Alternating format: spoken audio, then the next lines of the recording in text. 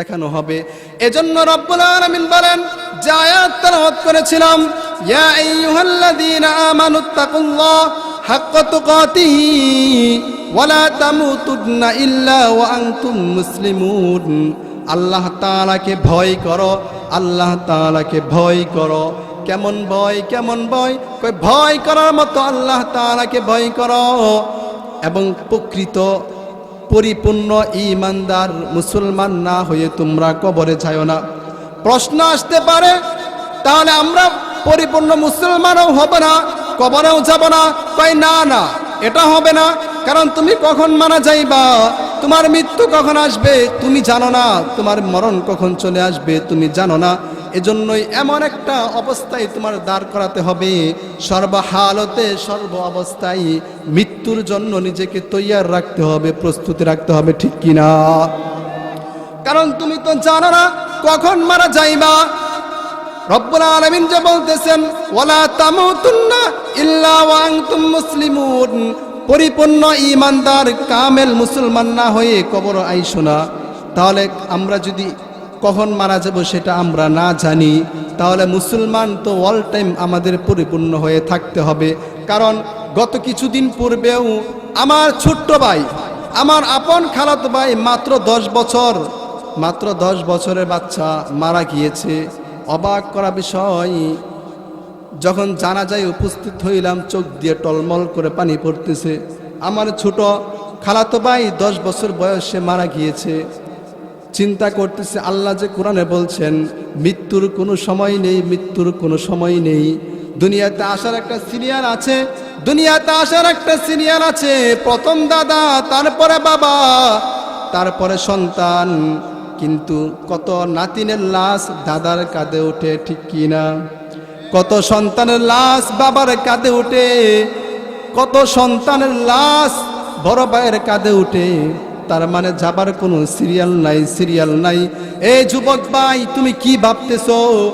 মনে করতেছো আজকে যুবক, কিছুদিন পরে বিবাহ করব, বিবাহ করার পর ভালো হয়ে যাব? না না যুবক ভাইরা, কথাগুলো মনে কষ্ট নিবা না, ভালোবেসে মহাব্বত করে তোমাদেরকে বলে দিতে চাই, এই যে তোমরা বিভিন্ন খারাপ কাজে লিপ্ত থাকো, নিজেকে অশ্লীল বেহায়াপনার মধ্যে ঢুকিয়ে দাও। গভীর রজনীতে যখন যুবকরা নামাজ পড়ার কথা, ওমর ইবনুল খাত্তাবের মতো ইসলামী কাজ করার কথা, ওই গভীর রজনীতে যখন তোমরা পণ্য ভিডিও দেখা নিয়ে ব্যস্ত থাকো, ফেসবুকে সময় দাও, গান শোনো, মেয়েদের সাথে আড্ডা দেও, কথা বলো, খুদার কসম খেয়ে বলি যুবক ভাই, হাতে পায়ে ধরে বলি, কথাগুলো মনে কষ্ট নিবা না। রাত্রে তুমি মারা যাও, পরের দিন তোমার চিরস্থায়ী ঠিকানা জাহান্নাম হয়ে যাবে। পরের দিন তোমার চিরস্থায়ী ঠিকানা জাহান্নাম হয়ে যাবে।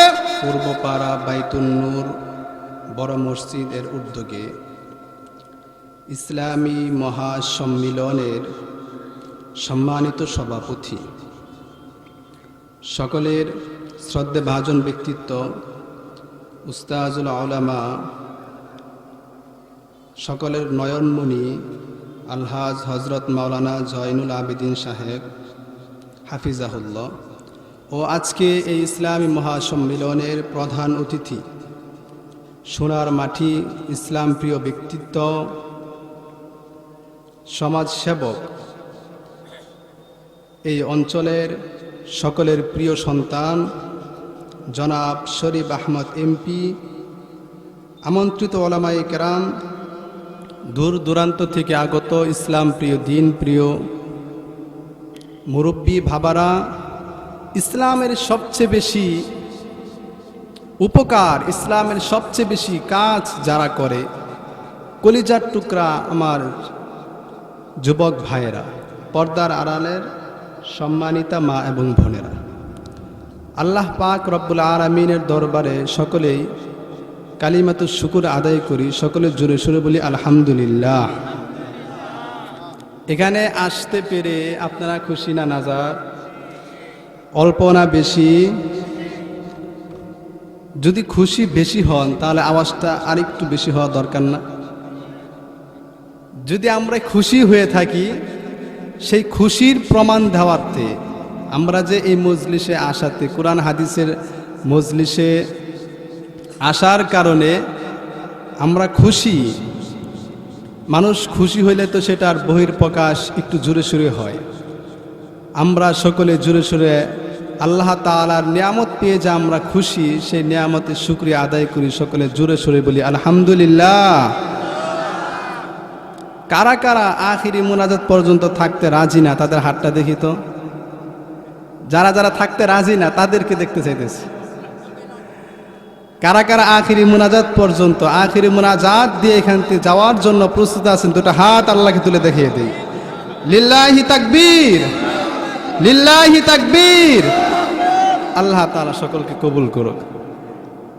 এখানে আসতে পেরে, এখানে আসাতে আপনারা এখানে চলে আসছেন, শয়তানে কিন্তু অনেকটাই নারাজ। শয়তানে মনে মনে অনেক কিছু ভাবতেছে, দিনের মজলিসে তারা চলে গেছে, হ্যাঁ ইসলামের দিকে মানুষ এগিয়ে যাচ্ছে। শয়তানের মাথা কিন্তু খারাপ হয়ে গেছে। এজন্য একটু পরে তুই খুসানি শুরু করবে, একটু পরে আয়সায় খুসানি শুরু করবে যে বাইরে যা, বাদাম খা, একটু কথা বল, গল্প গুজব কর। এজন্যই আমার কথা না, কোরআনের কথা, কোরআনের কথা পৃথিবীর মধ্যে পাক্কা কাফের, যাকে আল্লাহ তাআলা নিজে কাফের বলছে, তাকে আল্লাহ তাআলা স্বয়ং নিজে কাফের বলছে এবং মুসলমানদের দুশমন বলছে। কোরআনের বিভিন্ন জায়গায় আপনারা দেখবেন, যেমন আল্লাহ তাআলা এক জায়গায় বলতেছেন, ইয়া আইয়ুহাল্লাযীনা আমানু দুখুলু ফিস-সিলমি কাফা ওয়া লা তাত্তাবিউ খুতুওয়াতিশ-শায়াতিন।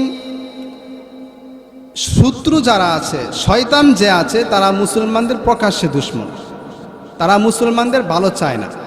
ওই যে ওই দিনের পর থেকে মুসলমানদের উপর একটা রাগ, এই রাগ সারা জীবন থাকবে। এজন্যই আমি মেহেরবানি করব, যারা আমরা এলোমেলো করে বসে আছি, একটু মিলে বসলে খুব ভালো হতো, যাতে শয়তানরা ভিতরে না ঢুকে।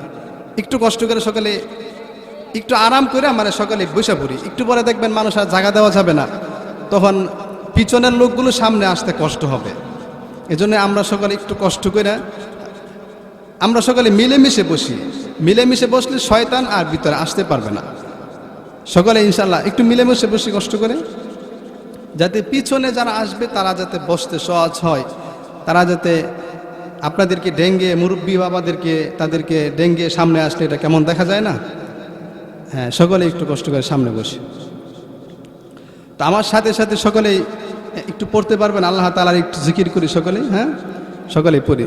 সুবহানাল্লাহ, আলহামদুলিল্লাহ, লা ইলাহা ইল্লাল্লাহ। একটু মহব্বতের সাথে পড়ি, আল্লাহ তাআলার জিকির মহব্বতের সাথে জোরে জোরে পড়ি।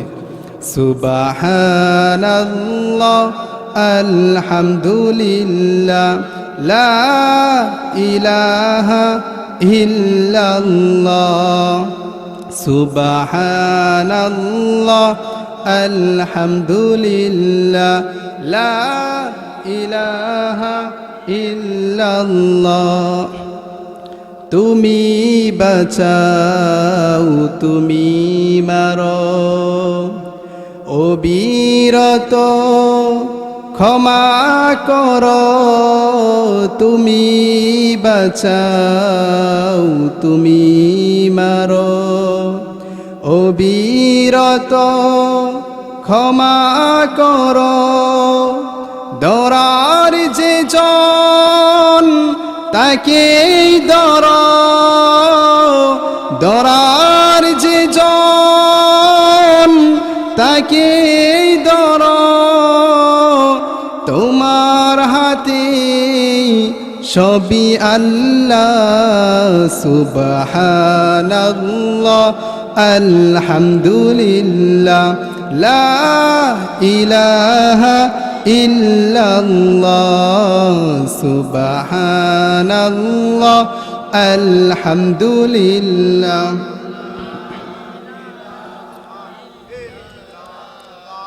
তোমার রিজিক খেয়ে পড়ে অবাধ্য হই কেমন করে।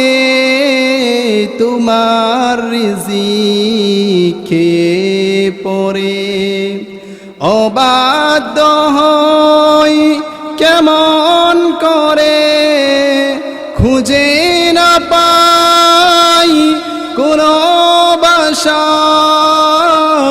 খুঁজে না পাই কোনো বাসা, শুকুর গুজার করার আল্লাহর। সুবহানাল্লাহ আলহামদুলিল্লাহ লা ইলাহা ইল্লাল্লাহ সুবহানাল্লাহ।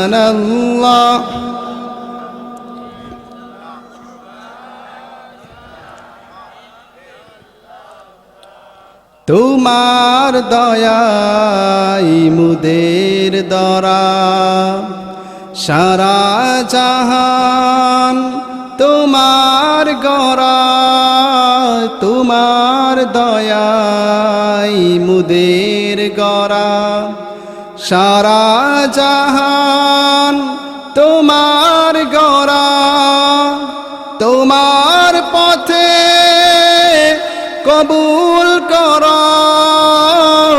তোমার পথে কবুল কর ওগো আল্লাহ। সুবহানাল্লাহ আলহামদুলিল্লাহ লা ইলাহা। সুবহানাল্লাহ আলহামদুলিল্লাহ লা ইলাহা ইল্লাল্লাহ। সুবহানাল্লাহ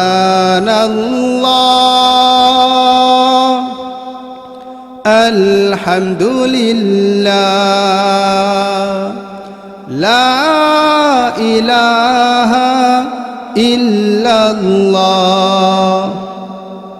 এই জিকির করে আপনারা খুশি শোনার পরে যে নাস্তিক মুরতাদ মুনাফিকদের শরীরের মধ্যে চুলকানি শুরু হয়, বুঝতে হবে তাদের মধ্যে আবু জাহল উতবা সাহেব রক্ত বসবাস করতেছে। জুড়ে বলুন ঠিক কিনা? নতুবা তুমি একজন মুসলমান হয়ে তুমি এটার মধ্যে কিভাবে জঙ্গিবাদের বিতর্কীয় ঘ্রাণ কিভাবে খুঁজতে যাও? তুমি আওয়ামী লীগ করতে পারো, কোনো সমস্যা নেই। বিএনপি করতে পারো, কোনো সমস্যা নেই। জাতীয় পার্টি করতে পারো, কোনো সমস্যা নেই। আমরা যেই দল করি না কেন, আমাদের প্রথম পরিচয় হচ্ছে আমরা সকলে মুসলমান, ঠিক কিনা? আমরা সকলে কি? আমরা সকলে কি? আমাদের এক নাম্বার পরিচয় হচ্ছে আমরা সকলে মুসলমান, বিশ্বনবীর উম্মত। জোরে বলুন ঠিক কিনা? সুতরাং এই আল্লাহু আকবারের স্লোগানের মধ্যে তোমরা আসো বিতর্কীয় ঘ্রাণ নিতে। কিছু শকুন আর কিছু খচ্চর খরগোশের বাচ্চা, ওদের কাজ নাই খেয়ে ওরা আল্লাহু আকবারের মধ্যে আসে, জঙ্গিবাদ খুঁজতে আসে আল্লাহু আকবারের মধ্যে। ওরা আল্লাহু আকবারের মধ্যে আসে ইসলাম বিরুদ্ধে কিছু করা যায় কিনা, আল্লাহু আকবারকে নিয়ে মুসলমানদের মধ্যে একটা পেচ লাগিয়ে তাদের মধ্যে বিভ্রান্ত সৃষ্টি করে মুসলমানদের মধ্যে হাঙ্গামা সৃষ্টি করে ইসলামের ক্ষতি করতে পারে কিনা, এটার জন্য আসে। জোরে বলুন ঠিক কিনা? সুতরাং আমি বলতে চাই পরিষ্কার ভাষায়, বাংলাদেশের ঐতিহ্যবাহী একটা জায়গা মোমেনশাহীর সেই আমাদের জনাব শরীফ আহমদ এমপি এবং মাননীয় উনি প্রতিমন্ত্রীর অঞ্চল থেকে বলতে চাই, যে সমস্ত নাস্তিক মুরতাদ মুনাফিকরা আল্লাহু আকবারের স্লোগান শোনার পরে তোমাদের শরীরের মধ্যে কম্পন সৃষ্টি হয়, শরীরের মধ্যে অ্যালার্জি সৃষ্টি হয়, সতর্ক হয়ে যাও। নতুবা এমন একটা সময় আসবে যেই সময় মুসলমানরা যখন মাথার পাগড়ি কোমরে বেঁধে ফেলবে আর তোমাদের বিরুদ্ধে নেমে পড়বে, তোমরা পালারও জায়গা পাইবে না। জোরে বলুন ঠিক কিনা? তোমরা কি মনে করো মুসলমান বাংলাদেশের এত সংখ্যা মুসলমান আছে, 4-5টা নাস্তিক মুরতাদ তোমরা মাথা চারা দিয়ে উঠো আর ভাবো মুসলমানদেরকে ধ্বংস করে দিবা? পরিষ্কার বলছি, মুসলমানরা যদি শিশু করে দেয়, মুসলমানদের শিশুর মধ্যে বেশি গিয়ে বঙ্গোপসাগরে যাইবা তোমরা, ঠিক কিনা? আর তোমরা আসো আল্লাহু আকবার স্লোগানের মধ্যে তোমরা বিতর্কীয় ঘ্রাণ নেওয়ার জন্য। কত বড় নাস্তিক মুরতাদদের এজেন্ট হলে তারা মুসলমান হয়ে মুনাফিকি নামে কাজ করে মুসলমানদের বিরুদ্ধে। জোরে বলুন ঠিক কিনা? এজন্যই বলছি আল্লাহু আকবার স্লোগান এটা বাংলার প্রতিটা মুসলমান, বিশ্বের প্রতিটা মুসলমানের হৃদয়ের স্লোগান, ঠিক কিনা? আল্লাহু আকবরের মধ্যে যারা জঙ্গিবাজ খুঁজতে চায়, আল্লাহু আকবারকে নিয়ে যারা বিতর্কীয় কিছু করতে চায়, বুঝতে হবে তাদের অন্তরের মধ্যে, তাদের শরীরের মধ্যে আবু জাহাল আবুল আহাবের গন্ধ, আবু জাহালের রক্ত প্রবেশ করে গেছে, ঠিক কিনা? দোয়া করে আল্লাহ তাআলা সকলকে হেদায়েত দান করুক, নতুবা ধ্বংস করে দিক, আমিন। আপনাদের সামনে যে আয়াতে কারিমা তেলাওয়াত করেছি, সে আয়াতকে সামনে রেখে কিছু কথা বলবো। আয়াতে কারিমার মধ্যে আল্লাহ তাআলা মুমিনদেরকে কিছু কথা বলতেছেন। একজন ব্যক্তি তো মুমিন হলেই হয় না, অনেকেই বাপ দাদা সূত্রে মুসলমান, অনেকের বাবা মুসলমান, সেও মুসলমান, অথচ তার কালচার, তার চলাফেরা এসব দেখলে মনে হয় সে একজন মুসলমানের সন্তানই না। এটাই আল্লাহ তাআলা সূরাতুল আলে ইমরানের মধ্যে আল্লাহ তাআলা এটাই বলতেছেন।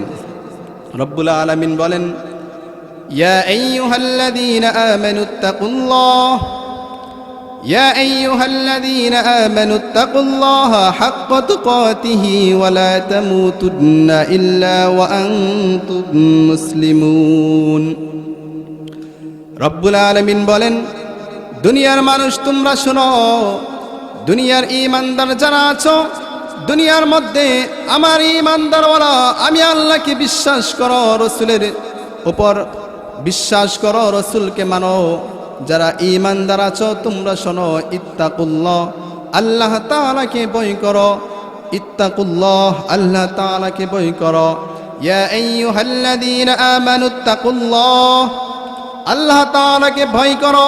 কেমন ভয় করো? হাক্কা তুকাতিহি, যেমনটা ভয় করা উচিত ওরকম ভয় করো। কেমন ভয় করতে বলছে? যেমনটা ভয় করা উচিত।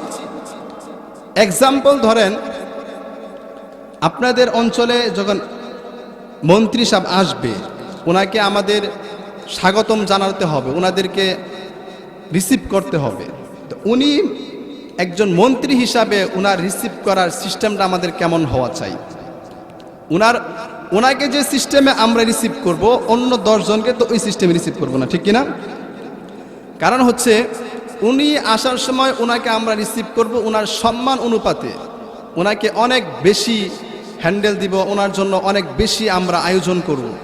ঠিক আল্লাহ তাআলা এটাই বলতে যাচ্ছে, যেমন ভয় করা দরকার, আল্লাহ তাআলাকে যেমন ভয় করা দরকার, ঠিক ওরকম ভয় করতে বলছে। তাফসীর ইবনে কাসিরের মধ্যে ওই জায়গায়, তাফসীর ইবনে কাসিরের মধ্যে একটা তাফসীর করতে গিয়ে মুফাসসিরে কেরাম এখানে একটা কথা লিখেছেন যে ভয় কাকে বলে, আল্লাহ তাআলাকে কেমন ভয় করলে আল্লাহ তাআলা পরিপূর্ণ সন্তুষ্ট হবে। আল্লাহ তাআলাকে ওই রকম ভয় করা চাই, আল্লাহ তাআলাকে এমন ভয় করা চাই যে ভয় করার পরে মানুষ আর গুনাহ করতে পারে না, যে ভয় তাকে জান্নাতে নিয়ে যাবে, ওটাকেই বলে হাক্কা তুকাতিহি।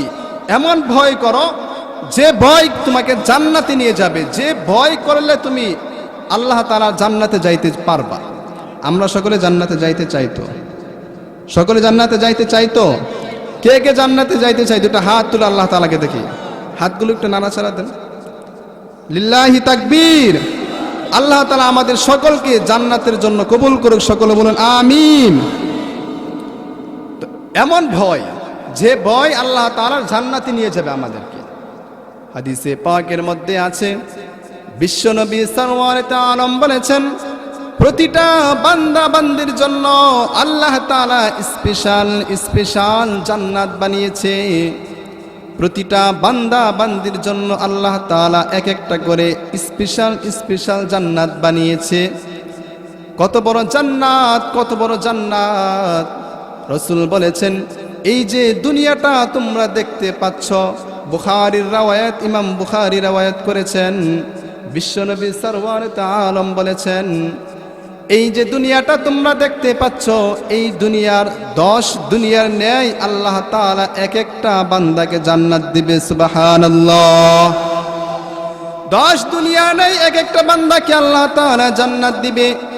এই যে দুনিয়াটাই আমরা আছি, দুনিয়াটা সম্পর্কে আমাদের কোনো আইডিয়া নেই, দুনিয়াটা সম্পর্কে আমাদের কোনো ধারণা নেই। আজ অবধি পর্যন্ত কোনো বৈজ্ঞানিক কোনো রিসার্চ করে বের করতে পারে নাই দুনিয়াটার পূর্ব থেকে পশ্চিম, উত্তর থেকে দক্ষিণ, শেষ সীমানা কোন পর্যন্ত গিয়েছে। তার মানে দুনিয়াটা এমন বড় দুনিয়াটার এখনো পর্যন্ত দুনিয়াটার সীমা শেষ করতে পারি নাই, দুনিয়াটার সীমা শেষ হয় নাই। তাহলে এই দুনিয়ার 10 দুনিয়া পরিমাণ আল্লাহ তাআলা এক একজন বান্দাকে জান্নাত দিবে। তাহলে ওই বান্দার জান্নাতটা কত বড় হবে? ওই মালিকের জান্নাত পাওয়ার জন্য আমাদের কি করতে হবে? ওই মালিকের জান্নাত পাওয়ার জন্য তাহলে এত বড় জান্নাত আমাদেরকে দিবে, সেই জান্নাত পাওয়ার জন্য আমাদের কি করতে হবে? আল্লাহ তাআলার পরিপূর্ণ ইবাদত করতে হবে, আল্লাহ তাআলার জন্য নিজের জীবনটা বিলিয়ে দিতে হবে, ঠিক কিনা? আল্লাহ তাআলা স্বয়ং নিজে বলতেছেন, আল্লাহ তাআলা কত চমৎকার করে পবিত্র কালামুল্লাহর মধ্যে বলতেছেন। রব্বুল আলামিন বলেন, আফা হাসিবতুম আন্নামা খলাকনাকুম আবাতাও ওয়া আন্নাকুম ইলাইনা লা তুরজাউন। রব্বুল আলামিন বলেন, দুনিয়ার মানুষ তোমরা কি মনে করো দুনিয়ার মধ্যে তোমাদেরকে পাঠিয়েছি এই পর্যন্তই না, তোমাদের আর ফিরে আসতে হবে না? কয় না, এমনটা না। সূরাতুল মুমিনের শেষের দিকে রব্বুল আলামিন বলতেছেন, তোমরা যদি এটা ভেবে থাকো দুনিয়ার মধ্যে যাওয়ার পরে আমাদের ক্ষান্ত হয়ে যাবে, আমরা আর আসবো না, আল্লাহ বলেন তোমরা একটা ভুল ধারণার মধ্যে আছো, ভুলের মধ্যে আছো। তোমাদের পুনরায় ফিরে আমার কাছেই আসতে হবে। আমাদের অতীত কি ছিল, আমরা বর্তমানে কি আছি, পুনরায় আমরা কি হব? রব্বুল আলামিন কত চমৎকার করে বলতেছেন, ওয়া কাইফা তাকফুরুনা বিল্লাহি ওয়া কুনতুম আমওয়াতান ফাআহইয়াকুম সুম্মা ইউমীতুকুম সুম্মা ইউহয়ীকুম সুম্মা ইলাইহি তুরজাউন। রব্বুল আলামিন কত চমৎকার করে বর্ণনা করতেছেন, ওয়া কাইফা তাকফুরুনা বিল্লাহি ওয়া কুনতুম আমওয়াতা। তোমাদের কোনো অস্তিত্ব ছিল না, তোমরা ছিলে আমওয়াতাং, তোমরা মৃত ছিলে।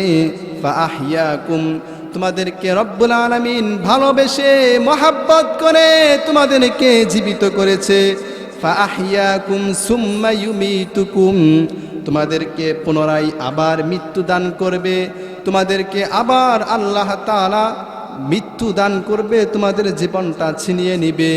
সুম্মা ইউমীতুকুম সুম্মা ইউহয়ীকুম, অতঃপর তিনি আবার তোমাদেরকে জীবিত করবে,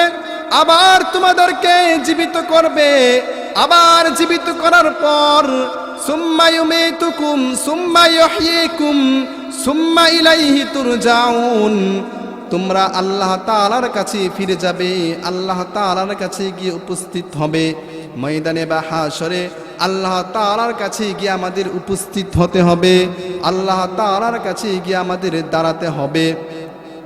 এই যে মৃত্যু দেওয়া, এই যে জীবিত করা, এই যে আবার মৃত্যু দিবে, আবার জীবিত করবে, একমাত্র মালিক কে? এই যে জীবন দেবে, ওই জীবন দেওয়ার মালিক কে? চিল্লায়া বলুন, তিনি কে? মৃত্যু দেওয়ার মালিক তিনি কে? আমরা যে সুস্থ আছি, সুস্থ কে রেখেছে? আরেকটু আস্তে কন্যা। তার মানে এটা হচ্ছে আপনাদের আস্তের আওয়াজ না, আরেকটু জোরে হইতে পারে না? আস্তে বলছে একটু, তার মানে যদি বলি আরেকটু জোরে তাহলে আরো জোরে হবে। আমাদেরকে সুস্থ রেখেছেন কে? আল্লাহ। কাদেরে কুদরত দারি হর জগাহি আকুনি, কাদেরে কুদরত দারি হর জগাহি আকুনি, জিন্দারা মুর্দা কুনিও মুর্দারা বেজা কুনি, জিন্দারা মুর্দা কুনিও মুর্দারা বেজা কুনি। আমাদেরকে খাওয়ান তিনি কে? আমাদেরকে সব সময় সর্বহালতে আল্লাহ তাআলা দেখাশোনা করে বেষ্টন করে রাখে তিনি কে? নতুবা রাত্রে যখন ঘুমান কানের মধ্যে কি দরজা আছে নাকি? কান তো খোলা থাকে, কান দিয়ে যদি কোনো পোকামাকড় ঢুকে সেটা ফিরিয়ে রাখেন কে? আচ্ছা ধরেন এই যে কানটা আমাদের খোলা, রাত্রে শুয়ে আছেন, আপনি ঘুমিয়ে আছেন, কানের মধ্য দিয়ে যদি একটা পোকা ঢুকে, একটা মাছি বা মশা ঢুকে, আপনি ফেরানোর ক্ষমতা আছে? তাহলে এখানে আল্লাহ তাআলা একজন ফেরেশতা ওয়াল টাইম বসিয়ে রাখে, আমাদেরকে নিয়ন্ত্রণ রাখতেছেন। তিনি কে? আল্লাহ। একটু মোহাব্বত নিয়ে ডাকটা দেন আল্লাহ। পয়গম্বর মুসা আলাইহিস সালাম আল্লাহ তাআলার সাথে কথোপকথন করত এমন একজন নবী। পৃথিবীর মধ্যে যত নবী আগমন করেছে, যত পয়গম্বর দুনিয়ার জমিনে আসছে, এর মধ্যে সবচেয়ে বেশি কথাবার্তা হতো পয়গম্বর ইব্রাহিম। পয়গম্বর ইব্রাহিমের সাথে আল্লাহ তাআলা যতটুক সম্পর্ক ছিল, খলিল হওয়া সত্ত্বেও, যাকে আল্লাহ তাআলা উপাধি দিয়েছে খলিল, তার চেয়ে অনেক অনেক গুণ বেশি সম্পর্ক, বেশি ভালোবাসা, বেশি কথা বলতো পয়গম্বর মুসার সাথে। পয়গম্বর মুসা একদিন রব্বুল আলামিনকে জিজ্ঞেস করতেছে, ওগো মালিক, তুমি ধরে নাও আমি মুসা আল্লাহ আর তুমি আল্লাহ মুসা হয়ে গেলা, তাহলে তুমি আল্লাহ যদি মুসা হও, আমি যদি মুসা আল্লাহ হই, তাহলে তুমি আল্লাহ মুসা হয়ে আমি আল্লাহর কাছে সবচেয়ে বেশি এবং সর্বপ্রথম কি জিনিসটা চাইতা? আল্লাহ রাব্বুল আলামিন বলেন, মুসা রে, তুমি তো কখনোই আল্লাহ হইতে পারবা না, আমি আল্লাহ কখনো মুসা হব না। তবে মুসা তুমি শোনো, যেহেতু প্রশ্ন করেছো, আমি মুসা, তুমি মুসা যদি আল্লাহ হও, আমি আল্লাহ যদি মুসা হই, তাহলে আমি আল্লাহ মুসা হয়ে তুমি আল্লাহর কাছে সবচেয়ে বেশি যে জিনিসটা চাইতাম সেটা হচ্ছে আমাকে সব সময় সুস্থতা রাখো, সুস্থ রাখো, সুস্থতার সাথে সম্মানের জিন্দেগি চাইতাম। তাহলে আমাদেরকে সুস্থ রেখে, সবল রেখে এখানে ইসলামী মজলিসে তাফসীরুল কুরআন মাহফিলে আসার মতো সুযোগ করেছেন কে? কে সুযোগ করে দিয়েছেন? কত বড় একটা নিয়ামত! অসুস্থ হলে কত কষ্ট, অসুস্থতা কত বড় নিয়ামত, আর সুস্থতা কত বড় নিয়ামত বুঝতে চান? গভীর রজনীতে ময়মনসিংহ মেডিকেল হাসপাতালে যান। আমি প্রায় সময় এদিক থেকে যখন ওয়াজ করে রাত্রে যাই, মেডিকেল কলেজে প্রায় সময় যাই, যাওয়ার পরে আমি দেখি আসলে সত্যিকারে সুস্থ একজন ব্যক্তি কত বড় নিয়ামত নিয়ে দুনিয়াতে ঘুরে। আজকে যে অসুস্থ, তাকে জিজ্ঞেস করো, ভাই তুমি পৃথিবীর জমিনে সবচেয়ে বেশি কি চাও? সে বলবে, আমার টাকা পয়সা ধন সম্পদ কিছুই চাই না, আমি সুস্থ থাকতে চাই, আমি সুস্থ থাকতে চাই। প্যারালাইসিসে অসুস্থ জিজ্ঞাসা করেন, ভাই এই যে দুনিয়ার মধ্যে তুমি আছো, এই যে তোমার টাকা পয়সা ধন সম্পদ, তোমার প্যারালাইসিস, অসুস্থ, তুমি সবচেয়ে বেশি কি চাও? তোমার মনের কি তামান্না? সর্বশেষ সে এই কথাটাই বলবে, আমি টাকা পয়সা চাই না, ধন সম্পদ চাই না, কিছুই চাই না, আমি নিজেকে সুস্থ চাই, আল্লাহ যেন আমাকে সুস্থ করে দেয়। ঠিক কিনা? করোনার মধ্যে আমরা দেখেছি কত মানুষ অসুস্থ হয়েছে, কত কোটি কোটি টাকার মালিক, বড় বড় ধন সম্পদওয়ালা ব্যক্তিরাও অসুস্থ হয়ে যাওয়ার পর আমরা দেখতে গিয়েছি কত মানুষের জানাজা পড়লাম করোনার মধ্যে। আমরা দেখতে গিয়েছি, দেখতে যাওয়ার পর আমরা দেখেছি, জিজ্ঞেস করতাম, ভাই আপনার শেষ তামান্না কি? আপনার কি ইচ্ছে? জীবনের কি স্বপ্ন? বলতো, হুজুর শুধু আল্লাহর কাছে দোয়া করেন, এই যে টাকা পয়সা ধন সম্পদ কোনো কিছু আমি চাই না, ছেলে মেয়ে গাড়ি বাড়ি কোনো কিছুই আমার লাগবে না, আল্লাহ যেন আমাকে পরিপূর্ণ সুস্থ একজন ব্যক্তি বানিয়ে দুনিয়ার মধ্যে রাখে। তাহলে সুস্থতাটা কত বড় নিয়ামত আমরা বুঝতে পেরেছি। এজন্যই সব সময় হার হালতে সুস্থ থেকে আল্লাহ তাআলার কাছে, হ্যাঁ অসুস্থতাও নিয়ামত, অসুস্থতাও আল্লাহ তাআলার আরেক নিয়ামত, কিন্তু অসুস্থতার চেয়ে তো সুস্থতার নিয়ামতটা বড় না? বড় না? অসুস্থ হলে আপনি ইবাদত বন্দেগী কম করতে পারবেন, সুস্থ থাকলে আল্লাহ তাআলার ইবাদত বন্দেগী বেশি করতে পারবেন না। এজন্যই সুস্থতা এমন একটা নিয়ামত, যেহেতু আমরা সুস্থতার সাথে আল্লাহ তাআলা আমাদেরকে এখানে নিয়ে আসছে, আমরা কথাগুলো মন দিয়ে শুনবো। যে কয়েকটাই কথা বলে, আমি ছোট মানুষ, এত এলেম কালাম আমার নেই, যে কয়েকটাই কথা বলবো একটু মন দিয়ে আমরা শুনবো ইনশাআল্লাহ। আল্লাহ তাআলা কবুল করুক। তো বলতেছিলাম, ওয়াকাইফা তাকফুরুনা বিল্লাহি ওয়া কুনতুম আমওয়াতান ফাআহইয়াকুম। আমাদের কোনো অস্তিত্ব ছিল না, আমাদের কোনো অস্তিত্ব ছিল না, আমরা ছিলাম নতফা, নাপাক এক ফোঁটা পানি। নাপাক এক ফোঁটা পানি থেকে আল্লাহ তাআলা আমাদেরকে একটা মানুষ আকারে আকৃষ্ট করেছে, মানুষ আকারে আমাদেরকে জীবন দান করেছে। নতফা থেকে মানুষ বানিয়েছে, সেই মানুষটাও ছিল মৃত, মৃত থেকে আল্লাহ তাআলা জীবন দিয়েছে। কত মানুষ, কত সন্তান মার পেটের মধ্যেই মারা যায়, জীবিত হয় না। বাচ্চা প্রসব হওয়ার পরেই দেখে মারা। কত মানুষ প্রসব হয় কিন্তু বাঁচে না, জীবিত অবস্থায় আত্মারা নিয়ে আসে, সাথে সাথেই মারা যায়। কত মানুষ বাচ্চা হওয়ার কিছুদিন পর মারা যায়। কত মানুষ বাচ্চা হওয়ার পরেও সে সুস্থ ভালো, কিছুদিন যায়, হাঁটি হাঁটি পা পা করে একটু বড় হয়, যখন বাবা মার নয়নমণি হয়ে যায় মারা যায়। কত মানুষ যুবক অবস্থায় মারা যায়, কত মানুষ অল্প সময়ে মারা যায়। মানুষ স্বপ্ন দেখতো বিবাহ করবে, মানুষ স্বপ্ন দেখতো বড় ডিগ্রি নিবে, মানুষ স্বপ্ন দেখতো আমি বিবাহ করার পর বাচ্চা হবে, বাচ্চা আমাকে বাবা বলে ডাকবে, আমি আমার বাচ্চাকে এই করব সেই করব, মারা যায়, দুনিয়াতে টিকে না।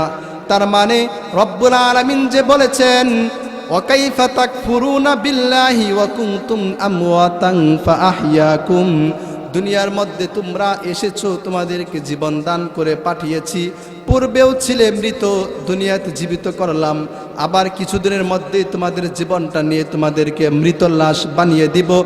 মৃত লাশ বানিয়ে দেওয়ার পর তোমাদেরকে 3.5 হাত মাটির নিচে দাফন করা হবে। 3.5 হাত মাটির নিচে দাফন করার পর তোমাদেরকে আবার আমি আল্লাহ জীবিত করব। জীবিত করার পর আর মৃত্যু নেই। কোরআনে পাকের মধ্যে কোরআন ওপেন চ্যালেঞ্জ করেছে গোটা পৃথিবীর কাছে, মানুষ সর্বপ্রথম মৃত ছিল, পরে আবার মানুষ জীবিত আকারে আল্লাহ দুনিয়াত পাঠিয়েছে, পরে আবার মানুষ মৃত হয়, যেটা আমরা স্বাভাবিক দেখি। দুনিয়াতে মানুষ মৃত্যুবরণ করে, হাসরের ময়দানে বা কবর জগতে আবার মানুষগুলো জীবিত করবে, আল্লাহ তাআলা জীবিত করে সেখানে ধারণ করাবে। অথচ ইহুদি খ্রিস্টান নাস্তিক মুরতাদরা যারাই বলতে চায় মৃত্যুর পরে আর কোনো জীবন নাই, এই জন্যই তো আমরা মৃত্যুর পরে আমাদেরকে আগুনের মধ্যে পুরে দেওয়া হয়, আমাদেরকে নদীর মধ্যে ভাসিয়ে দাও। দুনিয়াতে এসেছি খাই দাই ফুর্তি করি, আল্লাহর ইবাদত করার দরকার নাই, আল্লাহর ইবাদত করার দরকার নাই, কারণ মৃত্যুর পরে তার জীবিত হওয়া সম্ভব না। অথচ কোরআন ওপেন চ্যালেঞ্জ করেছে, হাফিজি কোরআন শরীফের 1 নম্বর পারার 4 নম্বর পৃষ্ঠায় গোটা পৃথিবীর নাস্তিক মুরতাদদেরকে বলে দিতে চাই, যদি পারো কোরআনের সাথে চ্যালেঞ্জের মোকাবেলা করো, কোরআনের সাথে কথা বলো। কোরআনের মধ্যে সুস্পষ্ট আছে মৃত্যুর পরে আবার জীবিত করা হবে।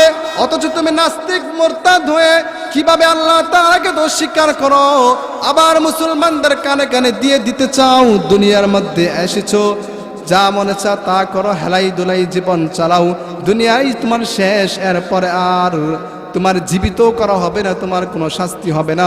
নাস্তিক মুরতাদদেরকে বলে দিতে চাই, সোজা হয়ে যাও, সোজা হয়ে যাও, কোরআন পড়ো। কোরআনে জেনে আল্লাহ তাআলা স্পষ্ট বলেছে মৃত্যুর পর আবার জীবিত হবে, সুতরাং কোরআনের বিরোধিতা করে নিজের জীবনটা এবং অন্যের জীবনটাকে জাহান্নামে নিয়ে যেও না। জোরে বলুন ঠিক কিনা? কোরআনে আল্লাহ তাআলা সুস্পষ্ট বলতেছে মৃত্যুর পরে আবার জীবিত করা হবে, আবার জীবন দেওয়া হবে। তুমি নাস্তিক মুরতাদ কোথায় থেকে এসে বলতে চাও যে মৃত্যুর পরে আর জীবন দেওয়া হবে না? কোরআনে আল্লাহ তাআলা বলতেছেন মৃত্যুর পরে তোমাদেরকে আবার জীবন দেওয়া হবে। জীবন দেওয়ার পর মূলত হিসাব অগণিত, অনন্তকাল, যার কোনো হিসাব নেই, যার কোনো হিসাব হবে না, যার কোনো শেষ হবে না। আল্লাহ তাআলা প্রথম মৃত্যুর কথা বলেছেন, তারপরে জীবিত, আবার মৃত্যুর কথা, এরপরে জীবিত, 2 বার মৃত্যু, 2 বার জীবিত, এরপরে আর কোনো মৃত্যু নেই, আর কোনো জীবন নেই। এই যে আল্লাহ তাআলা জীবিত করবে, এই জীবিত অবস্থায় অনন্তকাল চলে যাবে। কেন জান্নাতে, কেন জাহান্নামে? যারা যেই আমলনামা করবে দুনিয়ার মধ্যে, যাদের জীবনটা যেইভাবে কাটিয়ে নিবে, ঠিক তাদের হিসাব নিকাশ, তাদের অবস্থান ওই রকমটাই হবে। রব্বুল আলামিন বলতেছেন وكل إنسان ألزمناه طائره في عنقه ونخرج له يوم القيامة كتابا يلقاه منشورا اقرأ كتابك كفى بنفسك اليوم عليك حسيبا من اهتدى فإنما يهتدي لنفسه ومن ضل فإنما يدل عليها ولا تزر وازرة وزر أخرى রব্বুল আলামিন বলতেছেন দুনিয়ার মধ্যে তোমরা যে আমল নামা করো না কেন, যাই কিছু করো, তোমাদের কৃতকর্মের ফলাফল, তোমাদের যে আমল নামা, তোমরা যাই করো, ভালো কাজ করো, খারাপ কাজ করো, ময়দানে বা হাসরে তোমাদেরকে দেখানো হবে। হাসরের ময়দানে তোমাদেরকে আমল নামাগুলো দেখানো হবে, আমল নামাগুলো পেশ করা হবে। আমল নামাগুলো দেখিয়ে ইকরা কিতাবাক, তোমাদেরকে বলা হবে পড়তে থাকো। অনেকেই প্রশ্ন করা, হুজুর আমরা তো দুনিয়াতে লেখাপড়া করি নাই, কিভাবে পড়বো? রব্বুল আলামিন বলেন দুনিয়াতে পড়াশোনা করো বা না করো, তোমরা ওই দিন তোমাদেরকে আমি আল্লাহ শিক্ষিত বানিয়ে তোমাদের সামনে ওই তোমাদের আমল নামাগুলো উপস্থাপনা করব। কেমন আমল নামা? রব্বুল আলামিন বলতেছেন জাররা থেকে জাররা, ছোট্ট থেকে ছোট্ট কোনো নেকের কাজ করেছ, হাসরের ময়দানে আল্লাহ তাআলা তোমাকে দেখাবে। ছোট্ট থেকে ছোট্ট কোনো গুনাহ করেছো তুমি দেখানো হবে। এজন্য রব্বুল আলামিন বলেন যে আয়াত তেলাওয়াত করেছিলাম, ইয়া আইয়ুহাল্লাযীনা আমানুত্তাকুল্লাহ হাক্কা তুকাতিহি ওয়া লা তামুতুন্না ইল্লা ওয়া আনতুম মুসলিমুন। আল্লাহ তাআলাকে ভয় করো, আল্লাহ তাআলাকে ভয় করো। কেমন ভয়? কেমন ভয়? ভয় করার মতো আল্লাহ তাআলাকে ভয় করো এবং প্রকৃত পরিপূর্ণ ঈমানদার মুসলমান না হয়ে তোমরা কবরে যাও না। প্রশ্ন আসতে পারে তাহলে আমরা পরিপূর্ণ মুসলমানও হব না, কবরেও যাব না? কই না না, এটা হবে না। কারণ তুমি কখন মারা যাইবা, তোমার মৃত্যু কখন আসবে তুমি জানো না, তোমার মরণ কখন চলে আসবে তুমি জানো না। এজন্যই এমন একটা অবস্থায় তোমার দাঁড় করাতে হবে, সর্বহালতে সর্ব অবস্থায় মৃত্যুর জন্য নিজেকে তৈয়ার রাখতে হবে, প্রস্তুতি রাখতে হবে, ঠিক কিনা? কারণ তুমি তো জানো না কখন মারা যাইবা। রব্বুল আলামিন যে বলতেছেন ওয়ালা তামুতুন্না ইল্লা ওয়া আনতুম মুসলিমুন, পরিপূর্ণ ঈমানদার কামেল মুসলমান না হয়ে কবর আইসো না। তাহলে আমরা যদি কখন মারা যাব সেটা আমরা না জানি, তাহলে মুসলমান তো অল টাইম আমাদের পরিপূর্ণ হয়ে থাকতে হবে। কারণ গত কিছুদিন পূর্বেও আমার ছোট্ট ভাই, আমার আপন খালাতো ভাই, মাত্র 10 বছরের বাচ্চা মারা গিয়েছে। অবাক করা বিষয়, যখন জানাজায় উপস্থিত হইলাম চোখ দিয়ে টলমল করে পানি পড়তেছে। আমার ছোট খালাতো ভাই 10 বছর বয়সে মারা গিয়েছে। চিন্তা করতেছে আল্লাহ যে কোরআনে বলছেন মৃত্যুর কোনো সময় নেই, মৃত্যুর কোনো সময় নেই। দুনিয়াতে আসার একটা সিরিয়াল আছে, দুনিয়াতে আসার একটা সিরিয়াল আছে। প্রথম দাদা, তারপরে বাবা, তারপরে সন্তান। কিন্তু কত নাতিনের লাশ দাদার কাঁধে ওঠে, ঠিক কি না? কত সন্তানের লাশ বাবার কাঁধে ওঠে, কত সন্তানের লাশ বড় ভাইয়ের কাঁধে ওঠে। তার মানে যাবার কোনো সিরিয়াল নাই, সিরিয়াল নাই। এই যুবক ভাই, তুমি কি ভাবতেছো? মনে করতেছো আজকে যুবক, কিছুদিন পরে বিবাহ করব, বিবাহ করার পর ভালো হয়ে যাব? না না যুবক ভাইরা, কথাগুলো মনে কষ্ট নিবা না, ভালোবেসে মহাব্বত করে তোমাদেরকে বলে দিতে চাই, এই যে তোমরা বিভিন্ন খারাপ কাজে লিপ্ত থাকো, নিজেকে অশ্লীল বেহায়াপনার মধ্যে ঢুকিয়ে দাও। গভীর রজনীতে যখন যুবকরা নামাজ পড়ার কথা, ওমর ইবনুল খাত্তাবের মতো ইসলামী কাজ করার কথা, ওই গভীর রজনীতে যখন তোমরা পণ্য ভিডিও দেখা নিয়ে ব্যস্ত থাকো, ফেসবুকে সময় দাও, গান শোনো, মেয়েদের সাথে আড্ডা দেও, কথা বলো, খুদার কসম খেয়ে বলি যুবক ভাই, হাতে পায়ে ধরে বলি, কথাগুলো মনে কষ্ট নিবা না। রাত্রে তুমি মারা যাও, পরের দিন তোমার চিরস্থায়ী ঠিকানা জাহান্নাম হয়ে যাবে। পরের দিন তোমার চিরস্থায়ী ঠিকানা জাহান্নাম হয়ে যাবে। যুবক ভাই, হাতে পায়ে ধরে বলি, কথাগুলো মনে কষ্ট নিও না। আজকে তুমি রিলেশনে আছো, আজকে তুমি অমুক মেয়ের জন্য পাগল, অমুক মেয়ের জন্য জওয়ানা হয়ে গিয়েছো, অমুক মেয়ের জন্য পাগল হয়ে তুমি নামাজ রোজা সব ছেড়ে দিয়েছো, অমুক মেয়ের জন্য পাগল হয়ে, অমুক খারাপ কাজের জন্য পাগল হয়ে, অমুক নেতার জন্য পাগল হয়ে, অমুকের জন্য পাগল হয়ে নিজের জীবনটাকে বিলিয়ে দিচ্ছ, নিজের জীবনটাকে খারাপ কাজে লিপ্ত করে দিচ্ছ। যুবক ভাই, কবরে তোমার সাথে কেউ যাইবে না, কবরে তোমার সাথে কেউ যাইবে না। যুবক ভাই, ফিরে আসো ইসলামের দিকে, নতুবা শেষ পরিণাম ফল অনেক খারাপ হবে। ইসলামের মধ্যে যুবকদের সম্মান আল্লাহ তাআলা সবচেয়ে বেশি দিয়েছে। রাসূল যুবকদেরকে সবচেয়ে বেশি সম্মান দিয়েছে। যুবকদেরকে আল্লাহ তাআলাও যেমন ভালোবাসে, রাসূলও তেমন ভালোবাসতো। যুবককালের ইবাদত আল্লাহ যেমন মহব্বত করে, আল্লাহ অনেক ভালোবাসে। ঠিক যুবক অবস্থায় যদি তুমি একটা গুনাহ করো, যুবক অবস্থায় একটা পাপ কাজ করো, ঠিক ওই গুনাহটাও খুব কঠিন এবং মারাত্মক হয়ে থাকে। মুসলমান ভাইরা আমার, আলোচনা সংক্ষিপ্ত, শেষ কথা বলছি। আজকে আমরা এই আল্লাহ তাআলার দেওয়া জীবনটাকে আল্লাহর পথে সঠিকভাবে ব্যয় যদি না করি, আমরা যখন চাকরি করি, চাকরি অবস্থায় আমাদেরকে যতটুকু সময় দেওয়া থাকে, সময়ের মধ্যে যদি আমরা ওই মালিকের কাজ না করে অন্য কাজ করি, মাস শেষে যেমন আমাদেরকে বেতন দিবে না, ঠিক তেমনিভাবে দুনিয়ার মধ্যেও আল্লাহ তাআলা পাঠিয়েছে তার ইবাদত বন্দেগী করার জন্য। তার ইবাদত করার জন্য আমরা যদি তার ইবাদত বন্দেগী না করে অন্য কাজে নিজেদেরকে ব্যস্ত রাখি, অন্য গুনার কাজে লিপ্ত হয়ে যাই, আল্লাহ তাআলাও আমাদের সাথে যে অঙ্গীকার ছিল, এই দুনিয়ার 10 দুনিয়া সমান এক একটা জান্নাত আমাদেরকে দিবে, সেই জান্নাত আর আমাদের কপালে থাকবে না, চিরস্থায়ী ঠিকানা আমাদের জাহান্নাম হবে। জোরে বলুন ঠিক কিনা? এজন্য যুবক ভাইদেরকে বলি, তোমাদেরকে যেমন আল্লাহ তাআলা অনেক বেশি সম্মান দিয়েছে, তোমাদেরকে যেমন আল্লাহ তাআলা অনেক বেশি মর্যাদা দিয়েছে, রাসূল তোমাদেরকে অনেক বেশি সম্মান দিয়েছে, অনেক বেশি মর্যাদা দিয়েছে। রাসূলের যুগ থেকেও নিয়ে আজ অবধি পর্যন্ত ইসলামের যত বড় বড় কাজ, ইসলামের যত গুরুত্বপূর্ণ কাজ, সবগুলোই যুবকরা আঞ্জাম দিয়ে থাকে। বৃদ্ধ বাবারা রাগ করবেন না, কারণ আপনারাও যুবক ছিলেন, ঠিক কিনা? বৃদ্ধ বাবারা রাগ করার কোনো অপশন নেই। আপনারাও যুবক ছিলেন, আপনারাও সেই যৌবন কালটা পের হয়ে বৃদ্ধ হয়েছেন। এজন্য যুবক ভাই যারা আছি, কথাগুলো মন দিয়ে শোনো, ইসলামের পথে আসো, সঠিক পথে চলো। আল্লাহ তাআলা তোমার জন্য যাকে নির্ধারণ করে রেখেছে, আল্লাহ তাআলা তোমার কপালে যাকে রেখেছে, তাকে যদি তুমি পেয়ে যাও, গোটা পৃথিবী তোমাকে অসুখী করতে পারবে না। কারণ তোমাকে জন্ম দিয়েছেন আল্লাহ, তোমাকে বাঁচিয়ে রেখেছেন আল্লাহ, তোমার জীবন সঙ্গিনী হিসাবেও আল্লাহ তাআলাই নির্ধারণ করে রেখেছেন। এজন্যই লাফালাফির দরকার নাই, হতাশ হওয়ার দরকার নেই। যে আল্লাহ আমাকে সৃষ্টি করেছেন, যে আল্লাহ আমাকে জন্ম দিয়েছেন, মানুষ পুরুষের পাশাপাশি একজন মহিলাকেও জন্ম দিয়েছে। তুমি বলবা, কিছুদিন পূর্বে আমাকে এক যুবক ভাই বলতেছে, হুজুর আমার গার্লফ্রেন্ড খুব ভদ্র মানুষ, আমার গার্লফ্রেন্ড খুব দিনদার, নামাজ টামাজ পড়ে।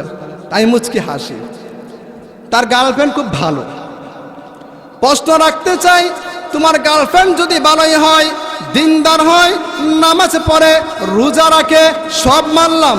তোমার গার্লফ্রেন্ড যদি ভালোই হতো, তাহলে বিয়ের পূর্বে একটা পরকীয়ায় লিপ্ত হতো না, পর পুরুষের সাথে কথা বলতো না।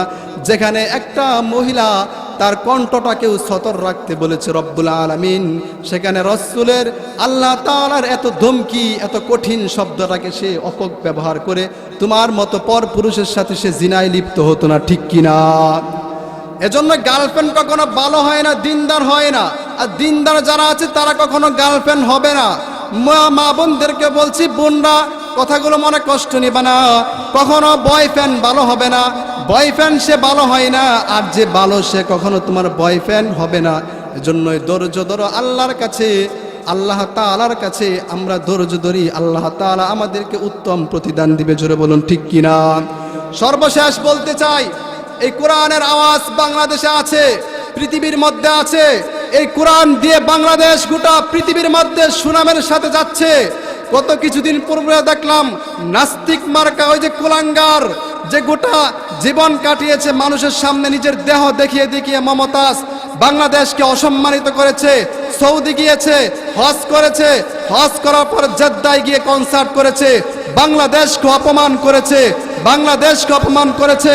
অথচ আমাদের বাংলাদেশের ছোট্ট ছোট্ট কুকামণিরা, ছোট্ট ছোট্ট মানুষরা, কোরআনের হাফেজরা পৃথিবীর মধ্যে বাংলাদেশের সুনাম খ্যাতি ছড়িয়ে পড়তেছে।